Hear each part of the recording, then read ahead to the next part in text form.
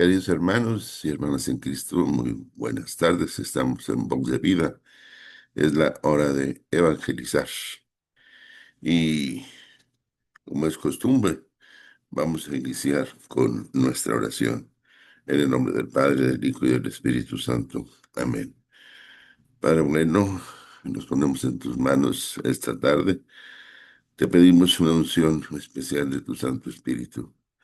Ven, Espíritu Santo, y toma nuestra mente, nuestro corazón, nuestras palabras, para que puedas utilizarnos como un instrumento útil que pueda llegar a tocar los corazones de aquellos que nos ven, que nos escuchan, y que puedan encontrarse con Jesús, el Señor, nuestro Dios Todopoderoso, para que se rindan ante Él, para que se entreguen a Él, que es el único verdadero camino. Yo soy el camino, la verdad y la vida, dice el Señor, y sin duda alguna es el único medio en el que vamos a poder encontrar la paz, la felicidad, la tranquilidad. Así es que estamos en tus manos, Dios Espíritu Santo, para que tú nos conduzcas por esos caminos que nos lleven al encuentro con Jesucristo, que podamos caminar aún en medio de las dificultades, como lo hizo nuestra Madre María Santísima, que el día de hoy celebramos los dolores de nuestra Madre Santísima. Así es que sabemos que con su compañía, con su presencia, con su acompañamiento, podemos también caminar junto a ella en medio de dificultades, de pruebas, de problemas, sabiendo que en todo momento no estamos solos, sino que vamos en la presencia de Jesús y de María. Gracias porque nos escuchas, gracias porque sé que nos das esa capacidad para salir triunfantes de las dificultades y de las pruebas, de que tenemos la capacidad para poder llevar a nuestra cruz en todo momento y poder al final aspirar al encuentro definitivo contigo en tu reino. Todo esto, Padre bueno, lo ponemos en tus manos por los méritos de tu Hijo Jesucristo y la intercesión de nuestra Madre María Santísima. Amén. Bien, queridos hermanos, hoy vamos a hablar un poquito de Jesús, de Jesús precisamente. En el año 1978, en octubre, el obispo, el cardenal, en aquel tiempo ya Carol Voltiva, fue elegido papa, octubre de 1978, y se convirtió en quizá uno de los papas más queridos de los últimos tiempos, Juan Pablo II.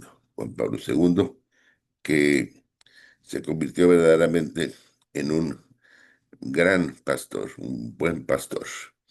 Y precisamente en una audiencia general en mayo de 1979 hizo una reflexión de la figura del buen pastor, que también él había asumido y la llevó a la práctica durante su largo pontificado, que recuerdo esas imágenes impresionantes de la Plaza San Pedro, una multitud verdaderamente maravillosa, orando por la salud de ahora San Juan Pablo II. Así es que vamos a reflexionar pues en esta audiencia que él dio en ese año de 1979, la figura del buen pastor. Y nos empieza compartiendo que te deseo grande de insistir, dice, hoy una vez más en la figura del buen pastor. Esta figura, como dijimos, dice el Papa hace una semana, está profundamente encuadrada en la liturgia del período pascual. Y es así porque está profundamente impresa en la conciencia de la Iglesia. particularmente en la iglesia de las primeras generaciones cristianas. Dan testimonio de ello, entre otras cosas, las esfigies del buen pastor que provienen de aquel periodo histórico. Evidentemente, esta figura es una síntesis singular del misterio de Cristo y al mismo tiempo de su misión, siempre en acción. El buen pastor da su vida por las ovejas. Nos dice el Evangelio de San Juan en el capítulo 10, versículo 11.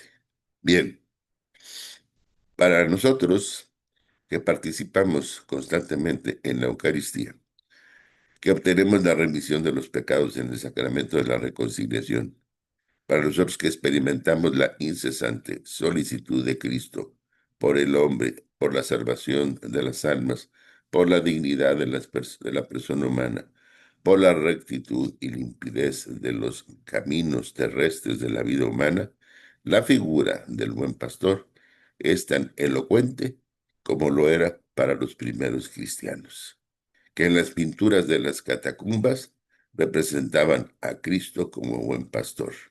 Expresaban la misma fe, el mismo amor y la misma gratitud.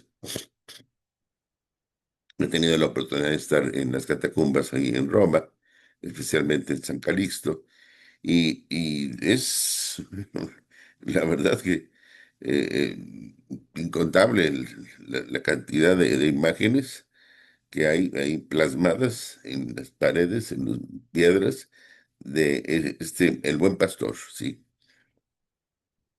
el buen pastor, que es la manera en la que identificaban pues a Jesús como ese buen pastor que cuida sus ovejas.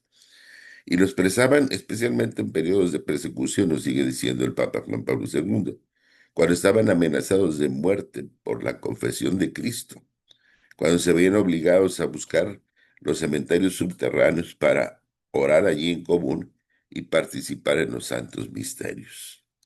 Las catacumbas de Roma y de las otras ciudades del antiguo imperio no cesan de ser un testimonio elocuente del derecho del hombre a profesar la fe en Cristo y confesarlo públicamente. No cesan de ser el testimonio de esa potencia espiritual que brota del buen pastor. Él se mostró más potente que el antiguo imperio, y el secreto de la fuerza es la verdad y el amor de los que el hombre tiene siempre la misma hambre y de los que nunca se sacia. Esto es sin duda alguna algo que la humanidad busca constantemente, ¿sí? La verdad y el amor, la verdad y el amor. Y como lo dije al principio en la oración, ¿sí? No hay mejor camino para encontrar la verdad, el amor, la paz, la armonía, la tranquilidad, que el camino propuesto por Jesús. Y es lo que nos dice San Juan Pablo II en 1979. Tan cierto entonces como ahora. Y que él mismo hace referencia desde los orígenes del cristianismo. Sí, que ahí es donde ellos también encontraban verdaderamente la paz, la tranquilidad, el amor, a través de Jesús, el buen pastor. Yo soy el buen pastor, dice Jesús, y conozco a las mías, y las mías me conocen a mí, como el Padre me conoce y yo conozco a mi Padre, nos dice en Juan, capítulo 10, versículos 14 al 15. Qué maravilloso es pues este conocimiento. ¿Qué conocimiento? Llega hasta la verdad y el amor eterno, cuyo nombre es el Padre. Precisamente de esta fuente proviene ese conocimiento particular que hace nacer la auténtica confianza. El conocimiento recíproco. Yo conozco, dice, y ellas me conocen. ¿Mm? Si yo conozco a mis ovejas y mis ovejas me conocen a mí. ¿Mm? No se trata de un conocimiento abstracto, de una certeza meramente intelectual. que se expresa con la frase sé todo de ti. ¿Mm? Más aún, es un conocimiento tan suscita el miedo, induce más bien a cerrarse, no tocar mis secretos, déjenme en paz. Ay del conocimiento que no tiende a amar. Ay de ese conocimiento que no tiende a amar. ¿Mm? En cambio, Cristo dice, conozco a las mías, y lo dice del conocimiento liberador que suscita la confianza. Porque aunque el hombre defienda el acceso a sus secretos, aunque quiera conservarlos para sí mismo, sin embargo, tiene todavía más necesidad, tiene hambre y sed de alguien ante quien poder abrirse, a quien poder manifestarse y revelarse. El hombre es persona y corresponde a la naturaleza de la persona, al mismo tiempo la necesidad del secreto y la necesidad de abrirse. Estas dos necesidades están estrechamente unidas la una con la otra. La una se explica a través de la otra. En cambio, las dos juntas indican la necesidad de alguien ante el cual el hombre puede manifestarse. ¿Mm? Cierto, pero todavía más, tiene necesidad de alguien que pueda ayudar al hombre a entrar en su propio misterio. Ese alguien, sin embargo, debe conquistar la confianza absoluta. Debe, revelándose a sí mismo, confirmar que es digno de tal confianza. Debe confirmar y revelar que es Señor y a la vez siervo del misterio interior del hombre. Precisamente así es como se ha revelado Cristo. Sus palabras, conozco a las mías y las mías me conocen, encuentran una confirmación definitiva en las palabras que siguen. Doy mi vida por las ovejas. Doy mi vida por las ovejas. Vamos a ver el perfil interior del buen pastor. Durante la historia de la iglesia del cristianismo, jamás han faltado hombres que han seguido a Cristo buen pastor. Ciertamente no faltan tampoco hoy. La liturgia se refiere más de una vez a esta alegoría para presentarnos las figuras de algunos santos cuando en el calendario litúrgico llega el día de su fiesta. El miércoles último hemos recordado a San Estanislao, patrono de Polonia, cuyo noveno centenario celebramos este año. Recuerden, estamos hablando de 1979. En la fiesta de este obispo mártir leemos una vez el Evangelio del Buen Pastor. Hay que referirse a otro personaje, dado que este año se celebra también el 250 aniversario de su canonización. ¿Mm? Ya estamos todos casi a punto de celebrar el 300 aniversario. Y estamos hablando de San Juan Nepomuceno. Con este motivo, a petición especial del cardenal Tomasek, arzobispo de Praga, le he dirigido personalmente una carta especial para la iglesia en Checoslovaquia, porque San Juan Nepomuceno, él era precisamente de Checoslovaquia y allá fue martirizado en aquel tiempo por el rey. Y aquí algunas de estas frases que escribí en esa carta. ¿Mm? La figura grandiosa de San Juan encierra ejemplos y gracias para todos. La historia nos lo presenta primero como dedicado al estudio y la preparación para el sacerdocio.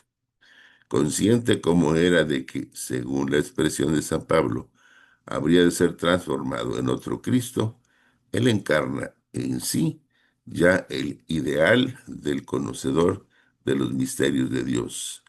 En tensión como estaba en la perfección de las virtudes, ya el ideal de párroco que santifica a sus fieles con el ejemplo de su vida y con el celo por las almas, ya del vicario general, ejecutor escrupuloso de sus deberes en el espíritu de la obediencia eclesial. ¿Mm? En este misterio encontró su martirio por la defensa de los derechos y de la legítima libertad de la Iglesia. Frente a los caprichos del rey Wenceslao IV, este participó personalmente en su tortura. Después lo hizo arrojar desde el puente al río Moldava. Algún decenio después de la muerte del hombre de Dios, se difundió la voz de que el rey lo había hecho matar por no haber querido violar el secreto de la confesión. Y así entonces el mártir de la libertad eclesiástica, fue venerado también como testigo del sigilo sacramental. Puesto que él fue sacerdote, parece natural que los sacerdotes sean los primeros en hablar y de beber de su fuente, en revestirse de sus virtudes y ser excelentes pastores. El buen pastor conoce sus ovejas, sus exigencias, sus necesidades. Les ayuda a desenredarse del pecado, a vencer los obstáculos y las dificultades que encuentran. A diferencia del mercenario, él va en busca de ellas, les ayuda a llevar su peso y sabe animarlas siempre. Cura sus heridas con la gracia, sobre todo a través del sacramento de la reconciliación. En efecto, en efecto, el Papa, el obispo y el sacerdote no viven para sí mismos, sino para los fieles. Así como los padres viven para los hijos y como Cristo se entregó al servicio de sus apóstoles. El Hijo del Hombre no ha venido a ser servido, sino a servir y dar su vida en muchos por, por su rescate. ¿Mm? Dar su vida precisamente en rescate por muchos, como nos dice Mateo 20:28.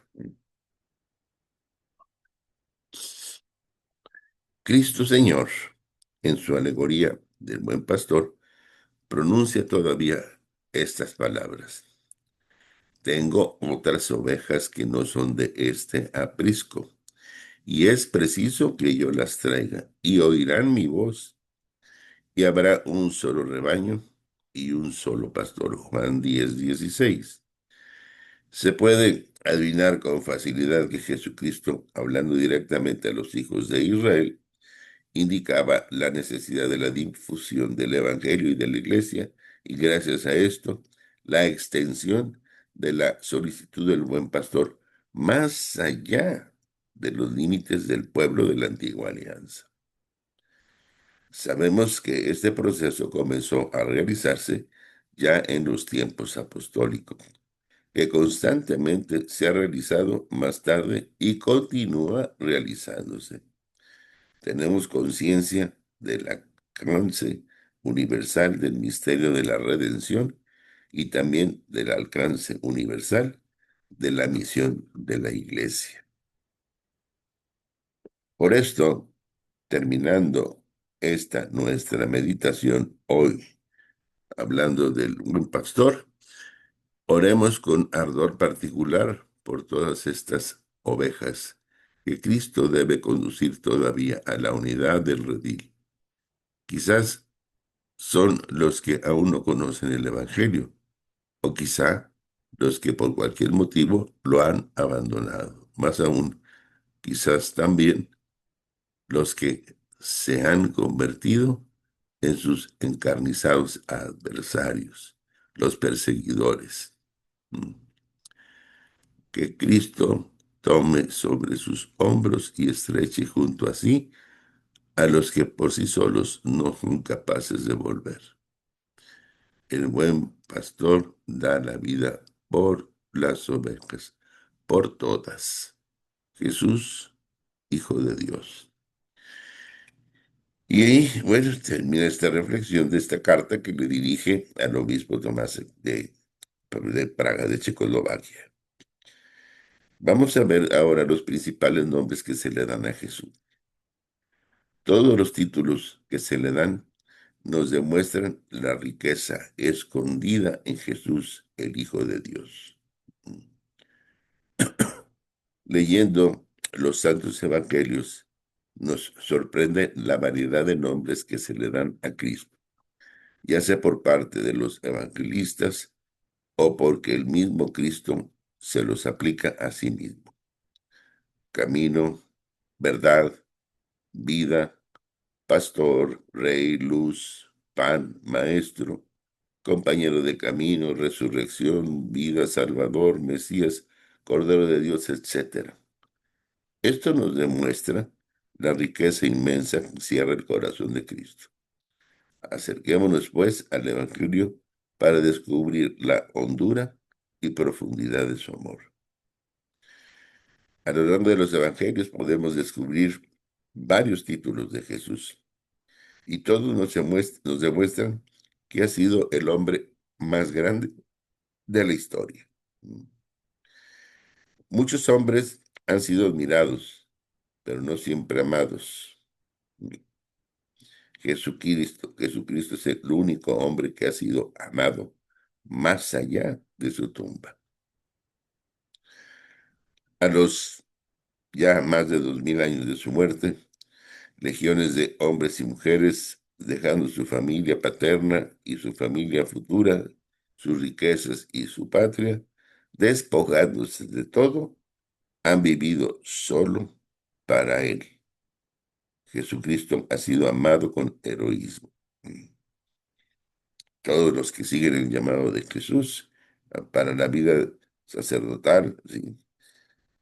Como religiosos, como religiosas, como monjes, como sacerdotes, en fin. Millares y millares de mártires dieron por él su sangre y la siguen dando. Millares y millares de santos centraron en él su vida. Jesús ha sido también el hombre más combatido de la humanidad. ¿Qué tendrá este hombre que murió hace más de 2000 años y hoy molesta a tantos vivos? ¿Qué tendrá este hombre que sigue enterrando a sus mismos enemigos y él sigue vivo? ¿Quién es Jesús? Fray Luis de León ha escrito lo siguiente. Vienen a ser casi innumerables los nombres en las que la escritura divina da a Cristo, porque le llama león y cordero, puerta y camino, pastor y sacerdote, sacrificio y esposo, sí, vid y pimpollo, rey de Dios, cara suya, piedra y lucero, oriente y padre, príncipe de paz y salud, vida y verdad, y así otros nombres, 50. ¿Quién es pues Cristo? Aún resuena en nuestros oídos la pregunta que el mismo Cristo formuló hace más de 2000 años. ¿Quién dicen que soy yo? Que encontramos en el Evangelio de San Mateo, en el capítulo 16, ¿verdad? A esta pregunta respondió el mismo Padre Celestial. Respondió la gente que le vio y le escuchó, y respondió el mismo Jesús. Todos los títulos que le dan nos demuestran la riqueza escondida en Jesús, el Hijo de Dios. Es la riqueza que Dios Padre quiso compartir con la humanidad. Cada uno de nosotros va haciendo a lo largo de la vida diversas experiencias de Jesucristo. Lo importante es estar abierto a este pozo insondable y acercarnos cada día a sorber, aunque solo sea una gota de su agua, saciativa y refrescante. Ojalá terminemos nuestra vida con el nombre de Jesús en nuestros labios y en nuestro corazón. Con solo escuchar este nombre, el alma se pacifica, el corazón se enardece y se ensancha. ¿Cómo no predicarlo por todos los rincones del mundo? Si en él está la salvación. Jesús, nos dice San Mateo, de parte del ángel, de acuerdo a lo que escribe, le pondrás por nombre Jesús, porque él salvará a su pueblo de sus pecados. Son palabras del ángel a José. Este nombre expresa la misión del Hijo de Dios al encarnarse. Revela el motivo de la encarnación. Jesús en lengua hebrea se dice Yeshua y quiere decir Yahvé salva. Dios salva, sí. Quiere decir pues salud dador, dador de salud. Mm. Este es el nombre que resume todos los demás que anunció Fray Luis de León. Es el nombre más suave. Y así lo dirá San Bernardo. Nada más suave de cantar, nada más grato de oír, nada tan dulce de pensar como Jesús, Hijo de Dios.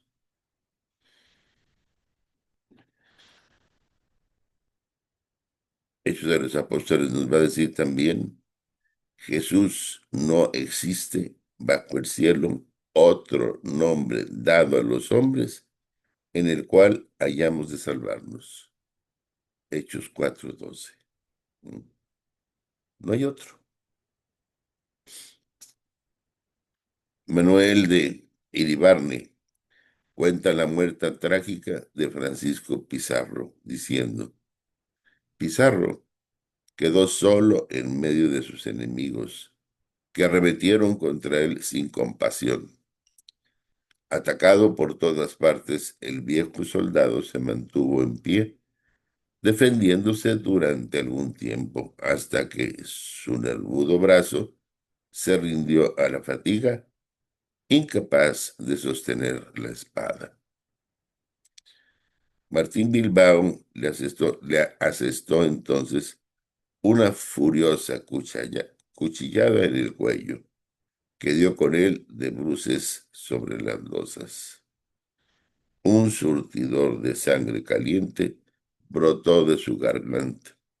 Al caer, el conquistador del Perú pidió confesión a voces.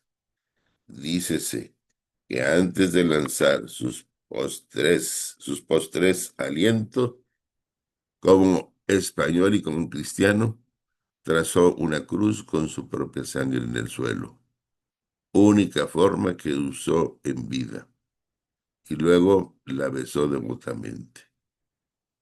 Un tenue y suspirado Jesús se escapó de sus labios. Un hombre, pues, que trae consuelo y confianza incluso en el mismo trance de la muerte trágica. Jesús, Cordero de Dios, así lo nombró Juan Bautista. Cuando Juan estaba a orillas del Jordán, que nos platica el Evangelio de San Juan en el capítulo 1, versículo 29. ¿Qué quiso con esto significar Juan? Tal vez estaba indicándolo como el verdadero Cordero Pascual, o tenía en mente el Cordero del sacrificio cotidiano en el templo, o tal vez al servicio de Yahvé, de Isaías, llevado al matadero como corderito mudo. Podía también querer resaltar su cualidad de inocencia o su disposición al sufrimiento. Es Cordero que quita el pecado del mundo. No solo que lo lleva, sino que, como lo dice San Juan, que quita y no que quitará, que quita para indicar y significar la virtud natural de Cristo de quitar los pecados. Jesús es profeta también. Es ese profeta Jesús de Nazaret de Galilea. Jesús fue el profeta esperado. ¿Pero qué es un profeta? Es un conocimiento impreso en la mente del profeta mediante una revelación divina. Eso es una profecía. Conocimiento impreso en la mente del profeta mediante una revelación divina. Es una señal de la divina presencia. ¿Y qué clase de profeta más grande que Jesús? ¿Qué clase de profeta, taumaturgo, que obra milagros, reformador mesiánico? Jesús no rechaza el intento popular de colocar su obra y su personalidad dentro del marco de profetismo, pero lo supera porque no solo anuncia la venida del reino, sino que la realiza, la lleva a cabo él mismo. Es profeta también porque es rechazado y perseguido. Así supera entonces la imagen del profeta mesiánico, nacionalista, apocalíptico y espectacular que esperaban muchos en el pueblo de Israel. Sí.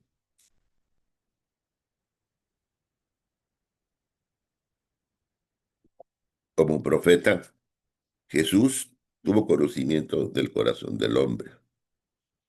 Conocía lo que había en el corazón de Natanael, a quien luego llamó Bernabé, o perdón, Bartolomé. Conocía los pecados de los samaritanos. Recordemos el pasaje cuando se encuentra con la mujer samaritana en el pozo de Jacob. Conocía las murmuraciones internas de los escribas cuando sana al paralítico y les dice que será más fácil decirle a este paralítico, levántate, toma tu camillo, vete, o se te perdonan los pecados. ¿Se acuerdan?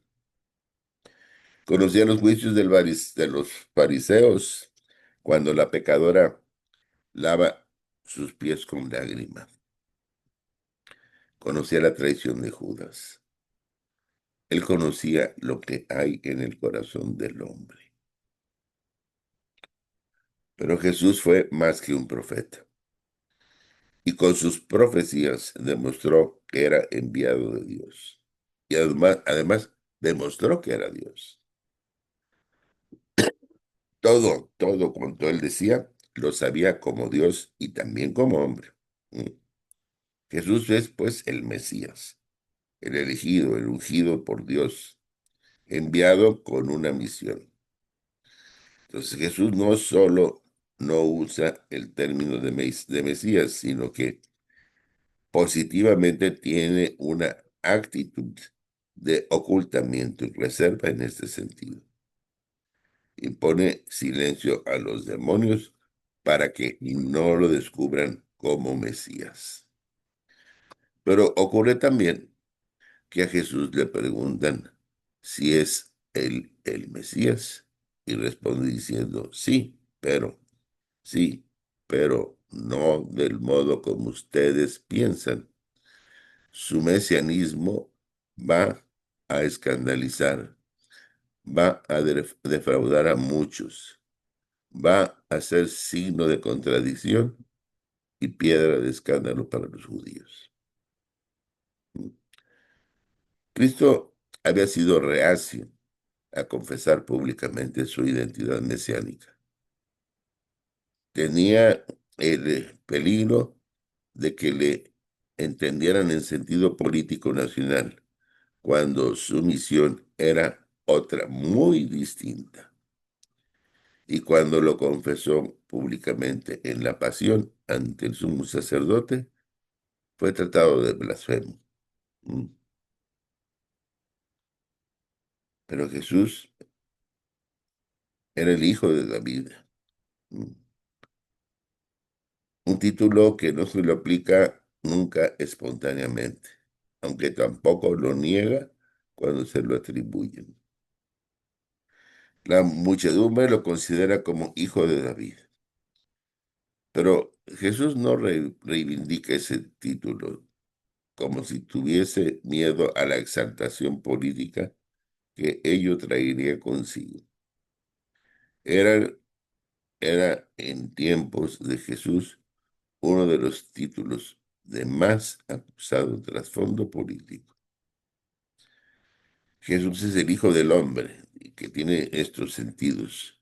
Primero, Hijo del Hombre, en clara referencia al texto de Daniel, el capítulo 7, versículos 9 al 14. Con ello viene a indicar que su mesianismo es divino. En efecto, el Hijo del Hombre es preexistente, proviene del cielo y aparece junto al anciano sobre la nube, lugar de la manifestación de Dios. Mm. Tercero, Hijo del Hombre por ser verdadero hombre, por ser verdadero hombre. Es el Hijo del Hombre más extraordinario de todos. Hijo de hombre porque sufrirá todo tipo de humillaciones, porque no tendrá dónde reclinar la cabeza. Une la función del Hijo del Hombre con la del siervo de Yahvé, humillado, servidor y sufrido. Al mismo tiempo, Jesús, bueno, tener sus discípulos, sus apóstoles, es maestro. Es curioso ver que de un total de 58 veces que aparece la palabra maestro en el Nuevo Testamento, 48 se encuentran en los evangelios y 41 referidos a Jesús. En muchas ocasiones se dice que en el evangelio que Jesús enseña a los discípulos y a la gente. La actividad pública de Jesús se caracteriza por su enseñanza, por lo que parece justificado hablar respecto a él, designándolo como maestro. Jesús enseña en los lugares públicos de carácter religioso, dirigiéndose a la gente que ahí se reúne en la sinagoga los días del sábado y en el área del templo. Ocasionalmente los evangelios mencionan la actividad de enseñanza al aire libre y en las plazas de las aldeas. La instrucción de Jesús se dirige a la gente sin distinción alguna o a los discípulos por separado. La forma de enseñanza de Jesús corresponde a la de la tradición bíblica sapiensal y de las escuelas judías. Sentencias proverbiales, semejanzas, parábolas, etcétera, etcétera. Y este título de Jesús Maestro está y será objeto de todo un capítulo que espero podamos ver más adelante. Jesús es Señor, otro de sus títulos, superior a todos, de condición divina. El título Señor se refiere más directamente a las relaciones de Cristo con nosotros. La función magisterial de Jesús, según el primer evangelista, tiende a coincidir con la de Señor de los discípulos, hasta el punto de que ninguno de ellos puede arrogarse el título de maestros. Es recomendable, es recomendable, ¿sí? En esta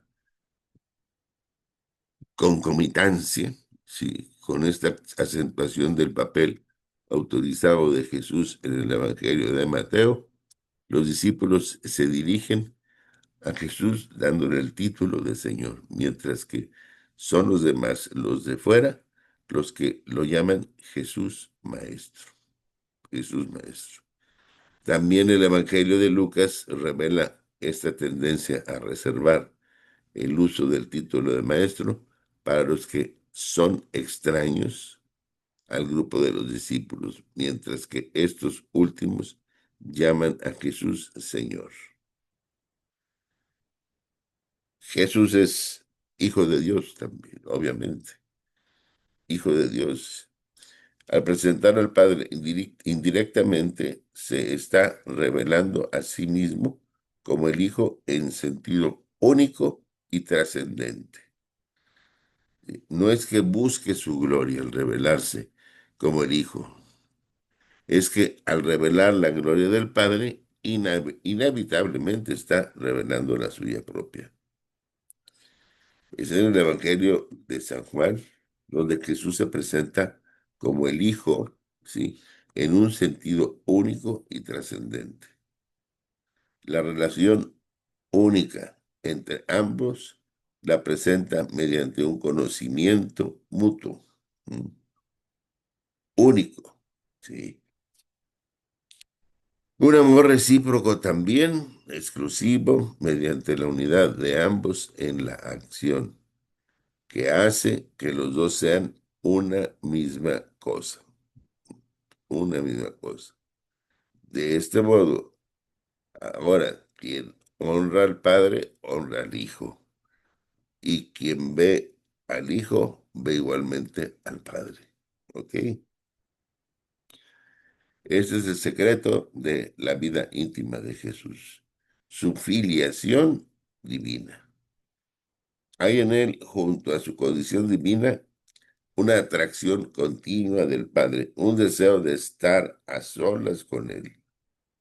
Deseo que a veces solo puede cumplir quedándose toda la noche en oración. Después de una jornada agotadora de actividad, Jesús se retiraba toda la noche para estar en esta comunión con su Padre, comunión con Dios. Parece como si la esencia misma de la personalidad de Jesús fuera su relación con el Padre. Era algo, digamos, obsesivo en él. Incluso llamaba Abba, papá, expresando así la conciencia de su filiación divina. Jesús nos ha introducido, pues, por adopción a la relación única, final, que él mantiene con el Padre. Ser cristiano, de ser cristiano a ser el Hijo de Dios.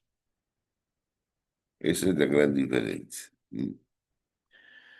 Jesús es el Mesías, el Hijo de Dios vivo. No se autodesigna nunca como el Mesías. Son nosotros los que lo designan así. Los discípulos o la gente quieren y algunos lo llaman Mesías, Cristos. Son fórmulas equivalentes como hijo de David. Y no solo Jesús no se presenta nunca como Mesías, sino que se muestra reticente y en algunos casos contrario frente a semejantes reconocimientos por parte de los demás. Incluso cuando Pedro le confesó como Mesías, les impuso a todos, ¿sí? A todos los apóstoles severamente que no hablaran de él mientras iban caminando. Se trata, pues, del famoso secreto mesiánico.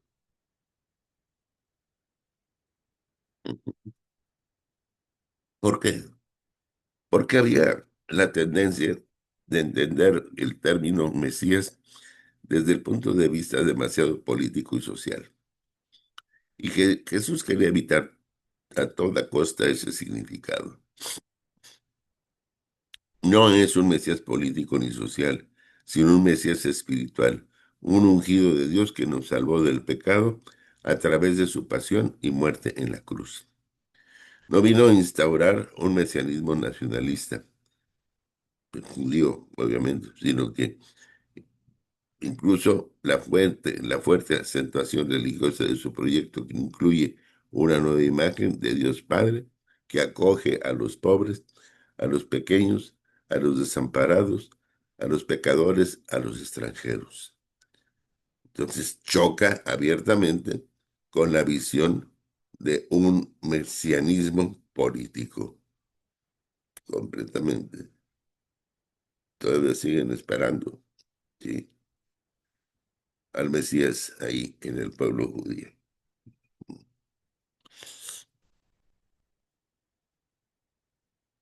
Además, pues esta propuesta de una síntesis ética que se caracteriza por el amor gratuito y universal que abraza incluso a los enemigos, no se presta a la realización de un programa mesiánico de tipo revolucionario o socializante. De hecho, pues, Jesús, con sus opciones y sus tomas de posición, defraudó las esperanzas mesiánico-nacionalistas. Y sin embargo, Jesús es Salvador. Jesús vino a salvar al hombre, no tanto a las circunstancias, sino, sino aún con la venida de Cristo Salvador. Perdura el mal en el mundo, sobre todo el mal físico. Vino a salvar, sí, a todo el mundo, sea en el alma, sea en el cuerpo. Vino a salvar a todos los hombres, pero esa salvación supuso un cambio interior del hombre. La salvación de Cristo necesita hombres nuevos, hombres nuevos. Así. Nosotros recibimos la salvación reconociéndonos pecadores, abriéndonos a esa salvación en los sacramentos. Estamos llamados a ser co-salvadores con Cristo mediante nuestro sacrificio, nuestro apostolado directo, en fin.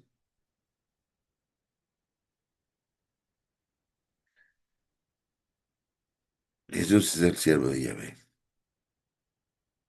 Este calificativo hace referencia al hecho de que está íntimamente unido a Dios, íntimamente unido a Dios, que sufrirá por nosotros.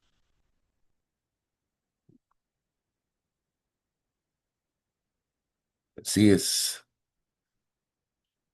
Les doy rápidamente para concluir títulos, títulos de Jesús que, bueno, si ustedes así lo quieren, pueden tomarlos, tomar las notas, citas bíblicas, para que los tengan ahí a la mano. Antes de eso, decirles que Jesús, pues, como sumo sacerdote, y es así catalogado porque es el puerto más directo a Estados Unidos. Como mediador, ya que es el instrumento de Dios para nuestras necesidades con Jesús, como luz, porque juzgará en el mismo día. Un Espíritu Santo es investigador,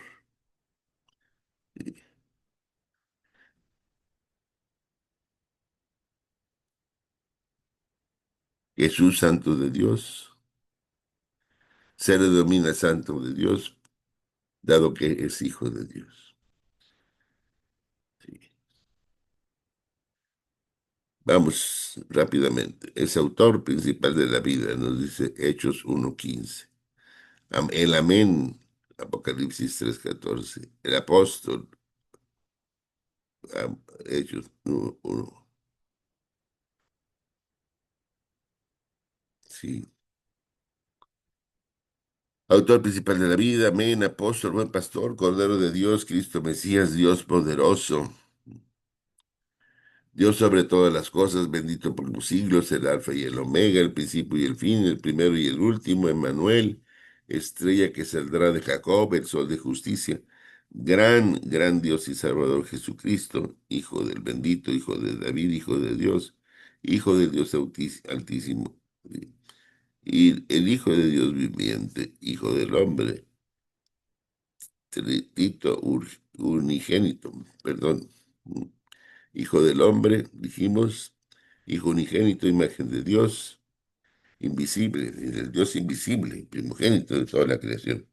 Jesucristo, Hijo de Dios. Jesucristo Nazareno, Rey de los judíos, juez de vivos y muertos, león de la tribu de Judá, de Judá, lucero de la mañana, luz de las naciones, luz de los hombres, maestro y Señor.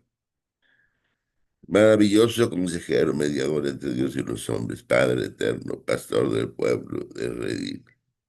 Sí, pastor del pueblo de Israel, pastor y obispo, príncipe de paz, príncipe de los pastores, príncipe y salvador, resplandor de Dios, rey de reyes y señor de señores, salvador, señora, salvador, Cristo, el Señor. Santo de Dios, Santo, Hijo de Jesús, Santo, Señor mío y Dios mío, Señor y Mesías, Señor y Salvador, sumo sacerdote, testigo fiel, tronco de Jesús, todopoderoso, último Dan, verbo de Dios, verdadero Dios y vida eterna. Y podemos seguir interminablemente con títulos y no vamos a describir en su totalidad toda la capacidad de Dios y de, en este caso, su Hijo, para que nos puedan conducir por todos los caminos que nos lleven a encontrarnos con Jesús, que podamos caminar con Él para un día compartir su mesa en el reino celestial. Queridos hermanos, queridas hermanas en Cristo, muchas gracias por su presencia.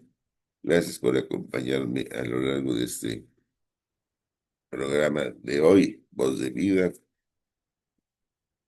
Si quieren algún tema en particular, no duden en poner un mensaje ahí en Facebook.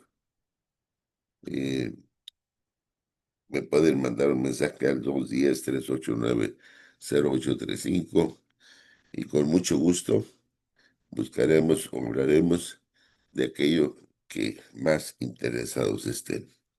Por ahora, como lo he dicho, muchísimas gracias por el favor de su atención.